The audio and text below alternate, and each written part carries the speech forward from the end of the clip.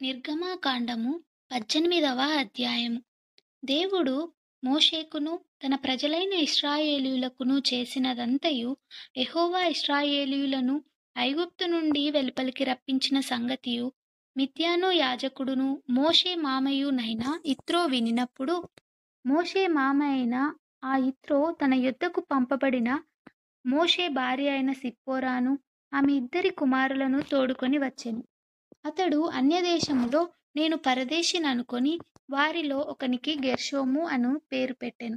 నా తండ్రి దేవుడు నాకు సహాయమై ఫరో కత్తివాత నుండి నన్ను తప్పించెననుకొని రెండవ వానికి ఎలియేజర్ అని పేరు పెట్టెను.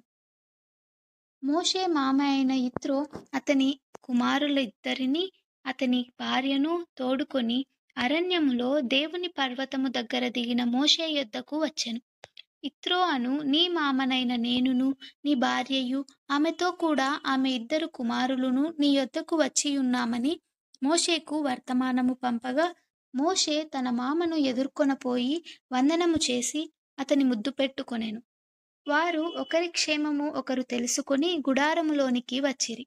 తరువాత మోషే యెహోవా ఇశ్రాయేలీయుల కొరకు ఫరోకును ఇశ్రాయేలీయులకును చేసినదంతయు, త్రోవలో తమకు వచ్చిన కష్టము యావత్తును యెహోవా తమ్మును విడిపించిన సంగతియు తన మామతో వివరించి చెప్పెను. యెహోవా ఐగుప్తీయుల చేతిలో నుండి విడిపించి ఇశ్రాయేలీయులకు చేసిన మేలంతటిని గూర్చి యిత్రో సంతోషించెను. మరియు యిత్రో ఐగుప్తుల చేతిలో నుండియు ఫరో చేతిలో నుండియు మిమ్మును విడిపించి ఐగుప్తుల చేతి క్రింద నుండి ఈ ప్రజలను విడిపించిన యెహోవా స్తుతింపబడునుగాక. ఐగుప్తీయులు గర్వించి ఇశ్రాయేలీయుల మీద చేసిన దౌర్జన్యమును బట్టి ఆయన చేసిన దాని చూచి యెహోవా సమస్త దేవతల కంటే గొప్పవాడని ఇప్పుడు నాకు తెలిసినదనెను. మరియు మోషే మామ అయిన యిత్రో ఒక దహన బలులను దేవునికి అర్పింపగా, అహరోనును ఇశ్రాయేలీయుల పెద్దలందరును మోషే మామతో దేవుని సన్నిధిని భోజనము చేయవచ్చిరి.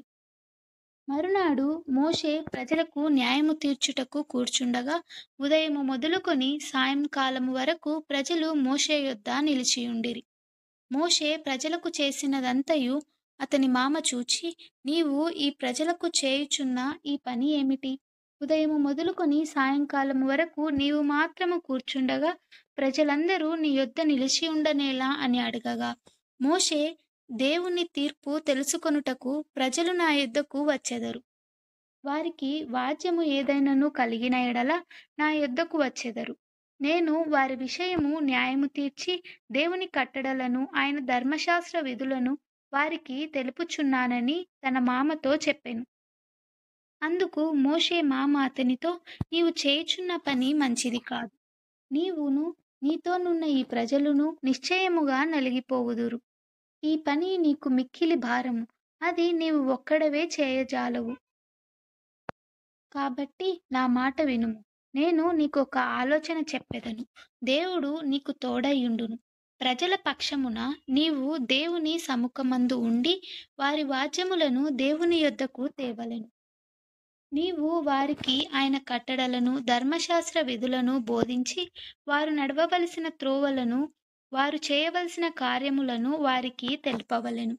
మరియు నీవు ప్రజలందరిలో సామర్థ్యము, దైవభక్తి, సత్యాసక్తి కలిగి లంచగొండులు కాని మనుష్యులను ఏర్పరచుకొని 1000 మందికి ఒకనిగాను, 100 మందికి ఒకనిగాను, 10 మందికి ఒకనిగాను, 10 మందికి ఒకనిగాను వారి మీద న్యాయాధిపతులను నియమింపవలెను. వారు ఎల్లప్పుడూ ప్రజలకు న్యాయము తీర్చవలెను. అయితే గొప్ప వాద్యములన్నిటినీ నీ యొద్దకు తేవలెను. ప్రతి అల్ప విషయమును వారే తీర్చవచ్చును. అట్లు వారు నీతో కూడా ఈ భారమును మోసిన ఎడల నీకు సులువుగా ఉండును. దేవుడు ఇలాగు చేయుటకు నీకు సెలవిచ్చిన ఎడల నీవు ఈ పని చేయుచు దాని భారమును సహింపగలవు.